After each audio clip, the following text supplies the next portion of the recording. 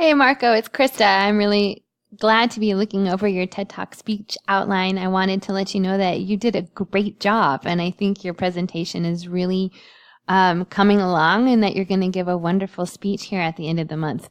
Uh, First of all, I'm really sorry about these dates being wrong. I thought I'd uploaded the correct file, but I must have clicked on the wrong number. So I apologize for that.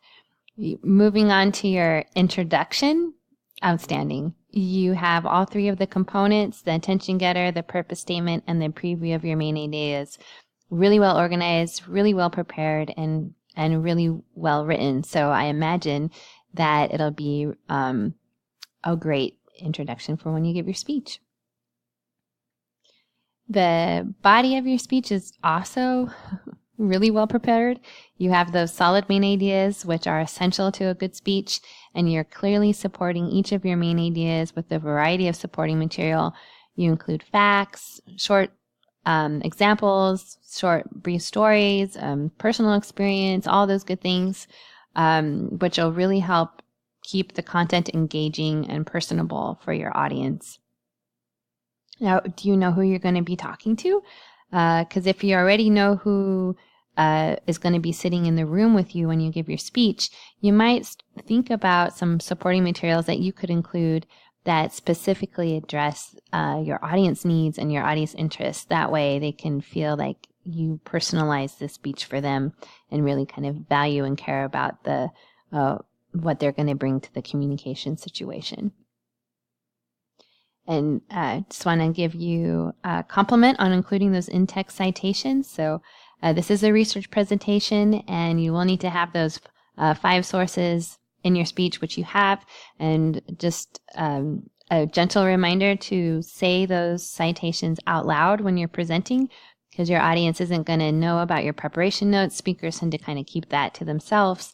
So the way that you're going to communicate that you've done your research to your audience is by saying those sources. And that'll help establish your credibility, help you avoid plagiarism, and it'll also help you to show how your ideas connect and build on other scholars' ideas.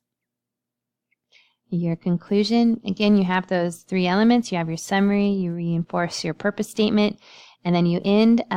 Your memorable ending, right? So you're thanking your audience for their time, and that's outstanding. And all good speakers thank their audience before they stop talking. But your clincher should be something in addition to thanking your audience.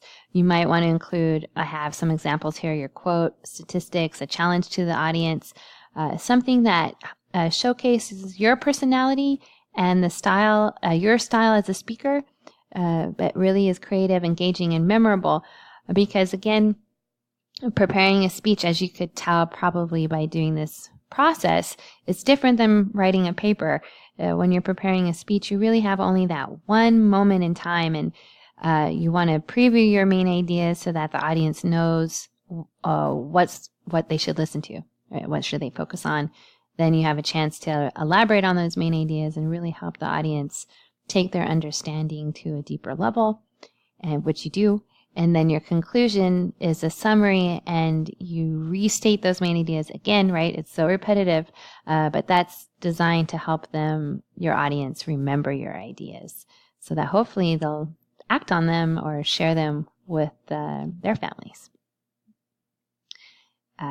Then you have your sources here, and you've got all 5, which is outstanding, especially for this draft.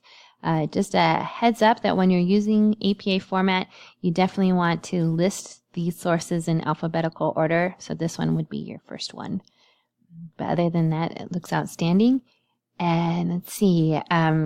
So when you give your speech at the end of the month, you're going to need to include 2 presentation aids. Usually speakers include a PowerPoint and a handout, which you're welcome to do. I don't know what the environment is going to be when you give your speech, so you'll want to think about what might work well with your specific environment and your specific audience. So a PowerPoint handout is a good idea. That definitely works, but you could also include a poster or a video clip. If you decide to use a video clip of some sort, just keep in mind that you do need to speak for 5 minutes, and the time is 5 to 7 minutes. But that allows you some time to show like a 30-second, 45-second video clip. So just keep that in mind.